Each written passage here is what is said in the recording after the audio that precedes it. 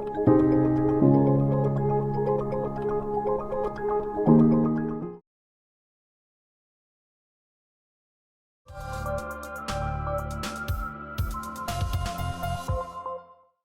मैं हूँ राशि सहाय और आप देख रहे हैं Medi Circle. Today on our colon and rectal health awareness series we have doctor Girish Thorat with us. Doctor Girish Thorat Nashik रुग्णालय में लैप्रोस्कोपिक एंड एंडोस्कोपिक सर्जन हैं और पिछले 24 सालों से इन्होंने इस रूप में काम किया है। Welcome to Medi circle doctor Girish Thorat. Thank you for inviting me madam.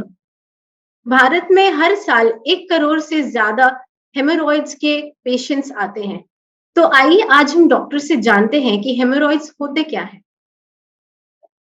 Hemorrhoids जिनको हम पाइल्स कहते हैं, वो एक्चुअली होते हैं कि अपने रेक्टम के लोअर एंड पे जो वेन्स होते हैं वो किसी कारणवश उनका प्रेशर बढ़ने की वजह से उनका साइज बढ़ जाता है।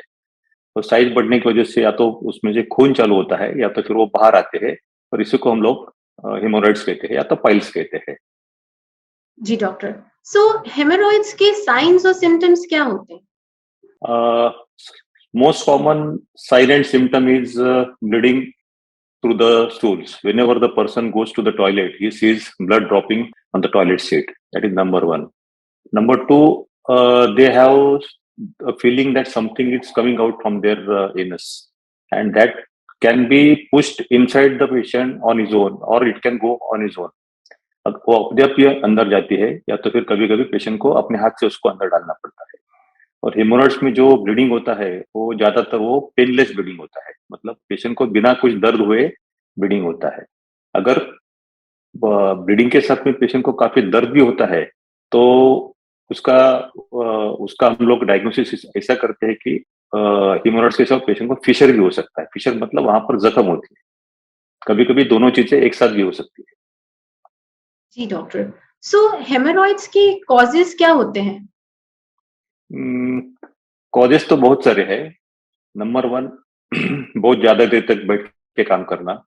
नंबर टू, कॉन्स्टिपेशन या तो बदहजमी, जहाँ पेशेंट को बहुत जोर जोर दे के टॉयलेट करना पड़ता है।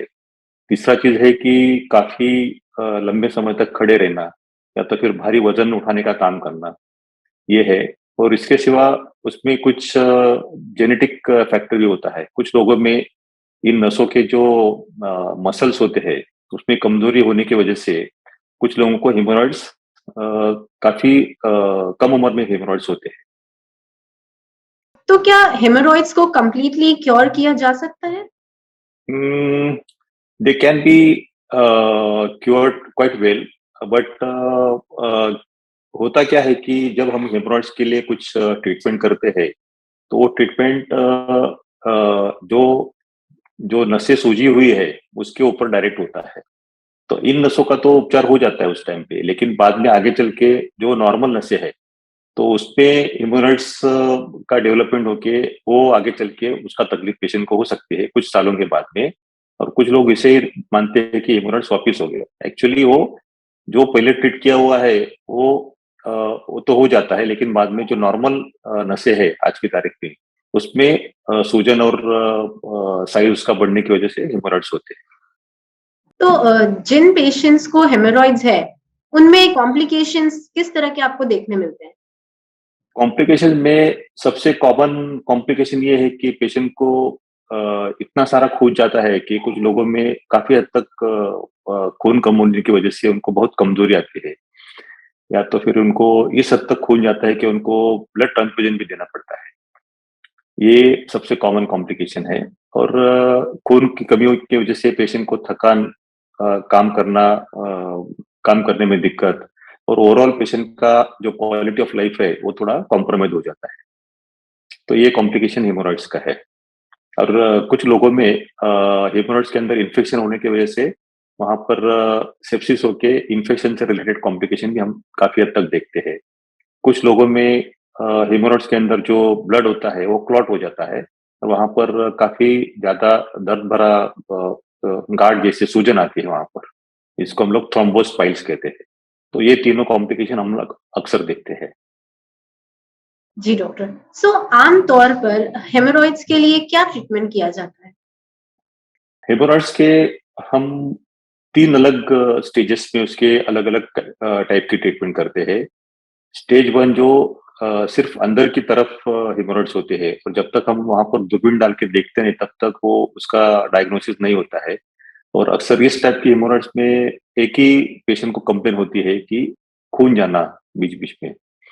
तो स्टेज 1 में हम पेशेंट को सिर्फ फाइबर इंटेक बढ़ाने को कहते हैं, उनके लाइफ़स्टाइल चेंज करने को बोलते हैं। तो स्टेज 1 का ट्रीटमेंट है change of lifestyle, exercise, drinking at least 2 to 3 liters of water, increasing fiber intake in the diet, and take some mild laxative so that the person doesn't have to strain much. So this is the treatment for stage 1 and stage 2. बाद में stage 3 जो होती है, उसके अंदर हम लोग कुछ ऑफिस प्रोसीजर जिसको बोलते हैं, वो करते हैं। जिसमें होता है रबर बैंड लाइगेशन, स्क्लेरोथेरेपी होती है, सहायता से इलाज किया जा सकता है।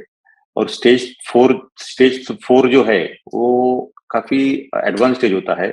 उस स्टेज में सर्जरी के सिवा दूसरी कोई ऑप्शन नहीं होता है हमारे पास, तो उसमें सर्जरी करना पड़ता है। तो अगर पेशेंट हमारे पास जल्दी की स्टेज में आए, तो उसे बिना ऑपरेशन से उसको ठीक किया जा सकता है। लेकिन अगर काफ़ी लेट आते हैं, तो उस टाइप के हमारे पास सिर्फ ऑपरेशन करने के सिवा दूसरा कोई ऑप्शन नहीं होता है। Okay doctor. So Medi Circle में हमेशा हमारी यही कोशिश रहती है कि हम हमारे दर्शकों तक कम से कम टाइम में ज़्यादा इन्फॉर्मेशन पहुँचा सकें और इसके लिए हम आज एक छोटा-सा क्वेश्चन आंसर सेशन कंडक्ट कर रहे हैं, जिसमें से कि आप हाँ या ना या तो फिर 1 और 2 लाइन के आंसर्स में जवाब दे सकते हैं। तो डॉक्टर मेरा पहला सवाल ये है कि क्या हेमोरॉइड्स जेनेटिक है? कुछ हद तक है। तो क्या जिन लोगों को हेमोरॉइड्स होता है, उनके लिए ये बीमारी काफ़ी हद तक पेनफुल होती है? Not always. कुछ कॉम्प्लिकेशन अगर हो गया तो फिर पेनफुल हो सकता है, या तो अगर हेमोरॉइड्स के साथ अगर पेन भी है, तो उसके कारण हमें ढूँढना चाहिए। जैसे फिशर हो सकता है साथ में, या तो उस एरिया में जख्म हो गई, तो फिर उससे पेशेंट को पेन भी होता है। Hemorrhoids alone are not painful. For pain, there has to be some other reason. सो जिन लोगों को हेमोरॉइड्स होते हैं, उनके लिए सर्जरी क्या एक हद तक ऑप्शन बन सकता है? Not for all the people. Early stages, lifestyle modification, simple procedures like band ligation, sclerotherapy, and for late stages, surgery. Okay, doctor. Thank you so much for coming to our show and sharing your valuable time and insights with us at MediCircle. It has been a pleasure having you on the Thank, show. thank you, madam. Thank you for inviting me. Thank you.